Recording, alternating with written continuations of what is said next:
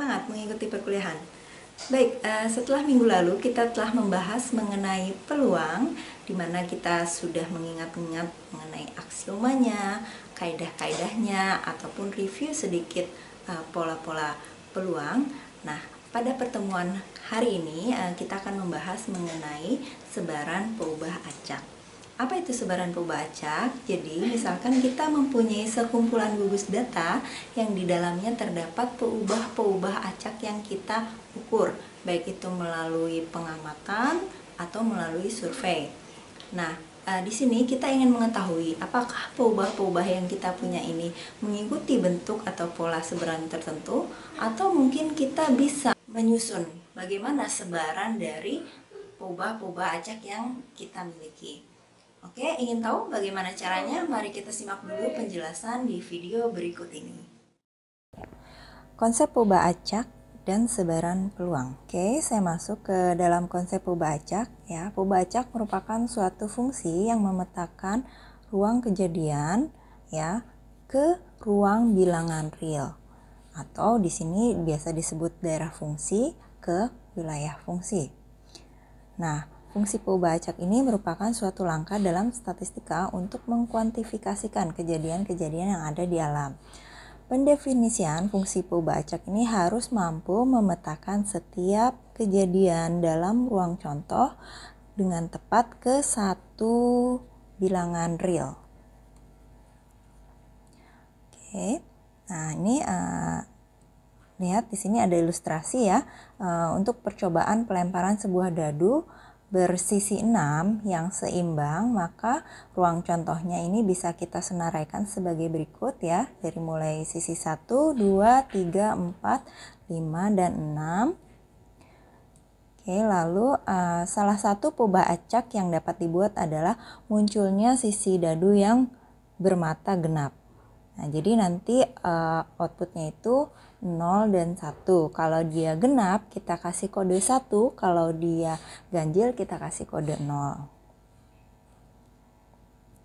Nah, di sini bisa dilihat ya untuk sisi yang ganjil S1, S3, S5 ini dipetakan ke 0, sedangkan yang 2, 4, 6 ini dipetakan ke 1. Perhatikan ya, semua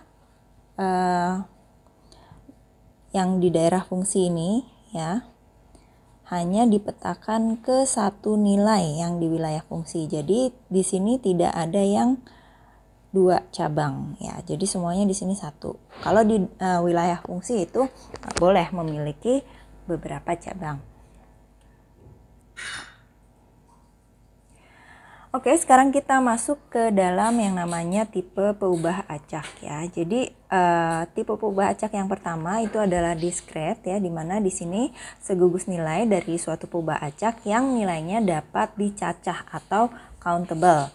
Contohnya di sini banyaknya tendangan penalti yang berhasil dilakukan oleh pemain A, atau jumlah anak gitu ya. Jadi kalau misalnya jumlah anak itu dalam suatu keluarga biasanya 2 anak atau 3 anak gitu ya. Tidak mungkin kita mengatakan 2,5 anak atau 2,75 anak.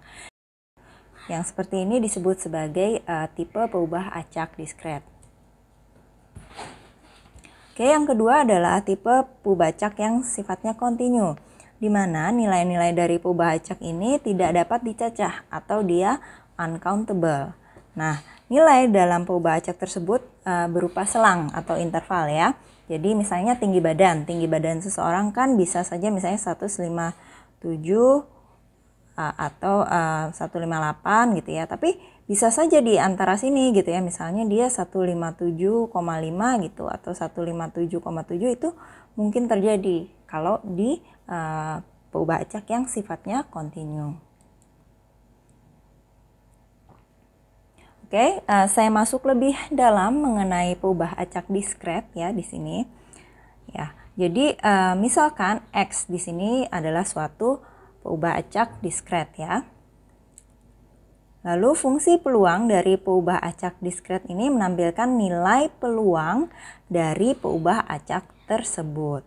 Nah, jumlah total nilai peluang dari semua kemungkinan nilai peubah acak tersebut itu sama dengan 1. peluang dari sembarang kejadian ini dapat dibentuk dengan menambahkan peluang dari kejadian-kejadian yang membentuk sembarang kejadian tersebut. Oke, sebaran peluang perubahan acak X ini tergantung dari sebaran peluang kejadiannya.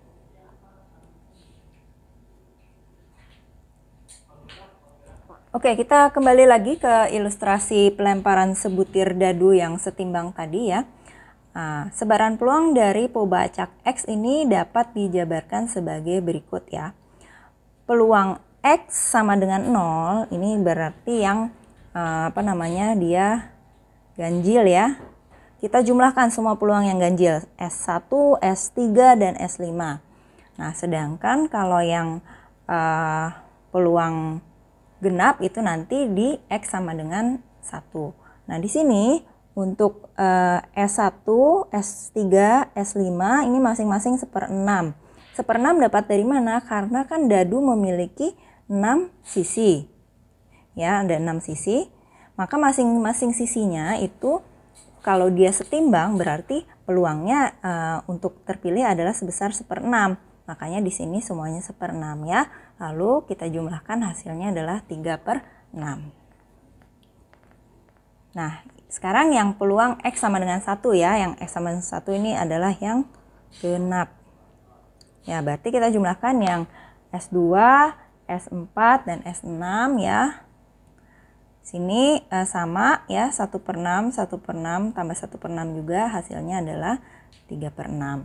Nah, kalau kita sudah punya hitungannya seperti ini, kita tinggal sebaran peluangnya. Nah, ini jadi ini kejadiannya ya, ini peluang kejadiannya ya, ini X-nya ya. Jadi yang S1 X-nya itu 0, S2 S-nya 1 itu dan seterusnya ya. Nah, ini kita susun seperti ini, semua yang X-nya 0 ini kita gabungkan ke sini. Ya, yang X-nya 1 ini digabungkan ke sini.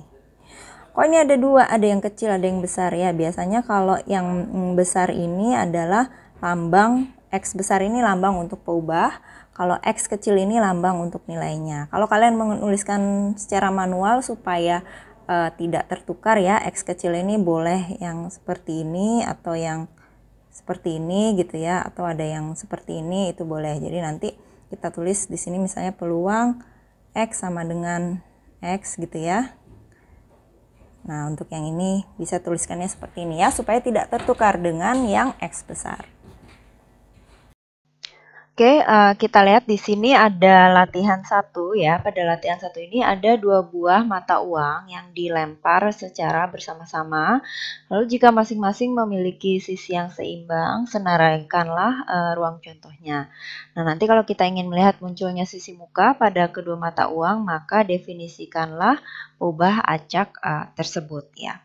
Ya, jadi untuk ruang contoh nanti kita daftar dulu semua kemungkinan outputnya apa. Jadi kalau di sini 2 buah mata uang kan, kalau satu ada muka sama belakang ya. Jadi kalau misalnya 2 berarti ini kombinasi dari muka dan belakang, ini ada muka-muka ya, terus muka belakang, lalu belakang muka, dan juga belakang-belakang. Nah, ini jadi jawabannya seperti ini ya untuk yang pertama. Nah, sekarang yang kedua ya, di sini munculnya sisi muka pada kedua mata uang. Berarti X adalah munculnya MM. Jadi dua-duanya itu harus muka. Nah, di sini kan berarti kalau yang di atas cuman yang pertama aja ya, yang muka-muka ya. Yang lainnya kita kodekan 0, yang muka-muka kita kasih kode 1. Oke, selanjutnya di sini ada lengkapi dengan sebaran peluang dari perubahan acak tersebut. Berarti nanti kita buat tabel dari sebaran peluangnya ya. Ini kita hitung dulu peluangnya. Kalau peluang MM itu kita gunakan kaidah perkalian karena setiap lemparan saling bebas dan masing-masing itu peluangnya setengah kan. Jadi kita kalikan dapat peluangnya 1/4. Begitu juga untuk yang MB, BM, dan juga BB. Nah, selanjutnya kita bikin tabel X dengan peluang X besar sama dengan X kecil ya. Di sini kita masukkan semuanya nilainya yang 0 dan juga yang 1. kalau yang satu ini kan yang mm ya. Tadi peluangnya adalah 1/4. Nah, sedangkan kalau untuk peluang X yang sama dengan 0, ini berarti kita menjumlahkan peluang MB ditambah peluang BM ditambah peluang BB ya. Jadi hasilnya adalah 1/4 ditambah 1/4 ditambah lagi 1/4 dan hasilnya adalah 3/4. Oke, di sini saya lanjutkan bagaimana cara mencari nilai harapan untuk peubah acak diskret ya. Jadi nilai harapan ini kurang lebih maksudnya seperti nilai tengah ya, atau yang biasa kita kenal dengan nama rataan ya. Jadi nilai harapan dari peubah acak ini merupakan pemusatan dari nilai peubah acak jika percobaannya dilakukan secara berulang-ulang sampai tak berhingga kali. Nah, secara matematis nilai harapannya dapat dirumuskan sebagai berikut ya. Jadi EX ini lambangnya adalah sigma atau penjumlahan dari X dikalikan dengan PX.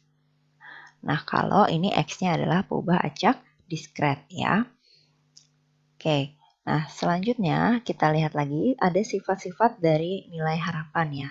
Jika kita punya C itu merupakan konstanta, maka nilai harapan C-nya itu adalah sama dengan C. Misalkan C-nya 5 nih, berarti nilai harapan dari 5 itu adalah angka 5 itu sendiri.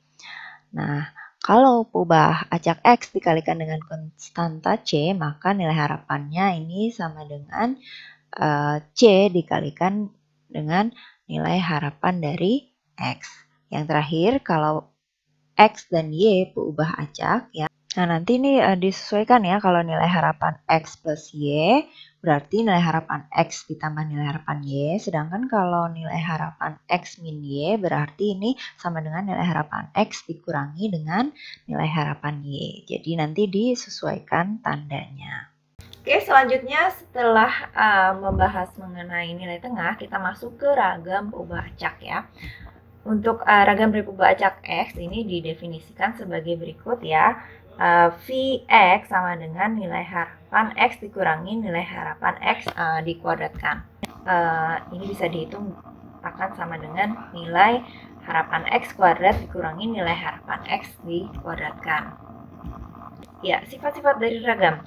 Yang pertama, kalau C itu konstanta, maka ragam dari C itu sama dengan 0. Ya, terus kalau peubah acak X dikalikan dengan konstanta C, maka ragam dari CX akan jadi C kuadrat dikalikan dengan Vx ya. Nah, jika X dan Y peubah acak, maka perhatikan di sini, kalau di sini plus ya, maka di sini Vx plus Y ini sama dengan Vx plus Vy ditambah kovarian X dan Y. Nah, tapi kalau di sini varians dari X min Y, ya, ini tetap varian X ditambah varian Y, tapi bedanya adalah ini dikurangi kovarian dari X, Y. Ya, seperti itu ya.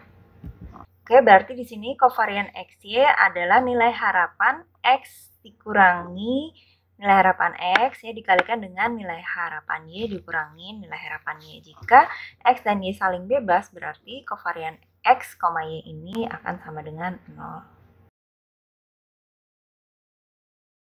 Oke, sebagai contoh ya di sini ada distribusi atau sebaran peubah acak X ya.